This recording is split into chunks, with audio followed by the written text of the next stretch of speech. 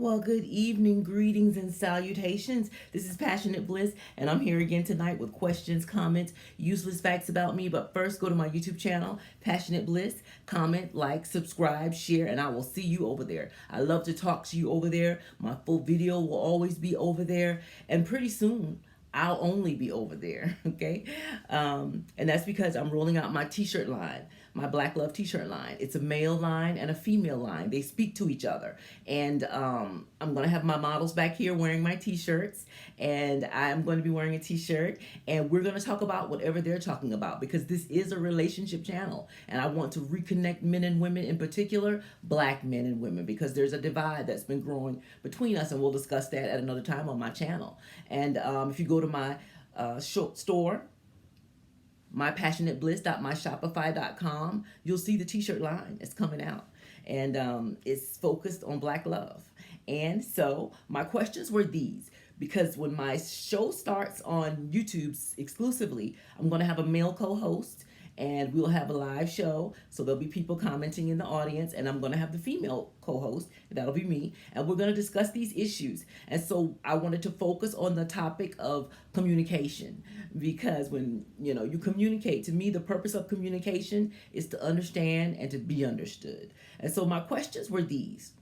Are you someone who means what they say and knows how to say what it is you really mean? Okay. Are you someone who is an effective communicator? Are you someone who discusses difficult issues, or do you argue your point? Okay. And so my quote for today is, many can argue, but very few can converse. And what does converse mean? To engage in a conversation. Because when we did have our live on relationships, and the men and women came in and they commented, and I had my male co-host, you said that the most important aspect of a relationship is communication. And so I wanted to break down what communication is so that we can be effective when we speak, okay?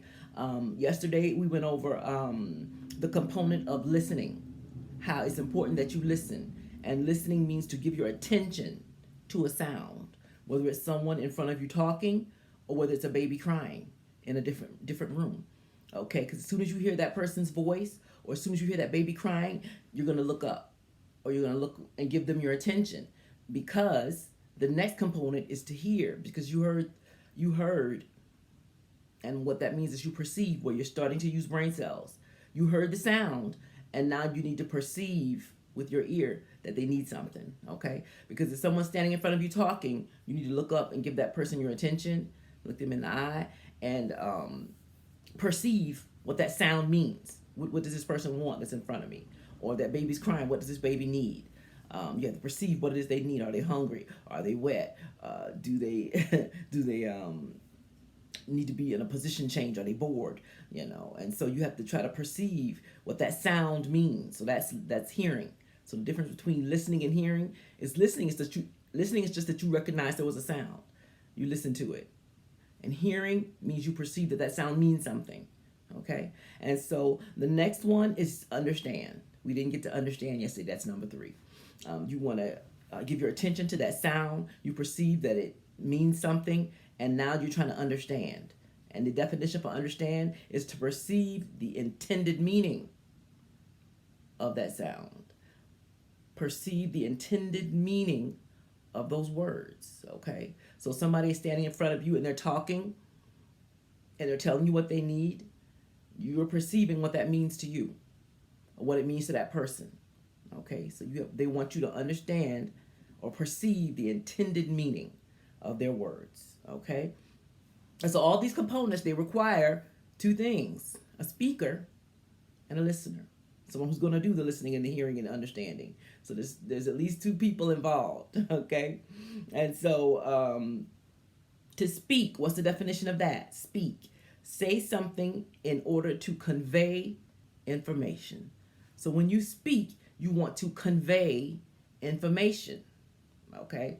So what you need to do, and to be more than anything, is to be an effective speaker, because you want them to understand and perceive what you're saying.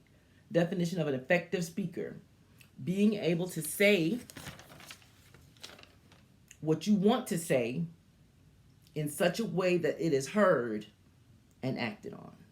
Okay? So being an effective speaker has to do with the way you speak, because you want to say things in such a way that they can hear it, perceive it, and then act on it.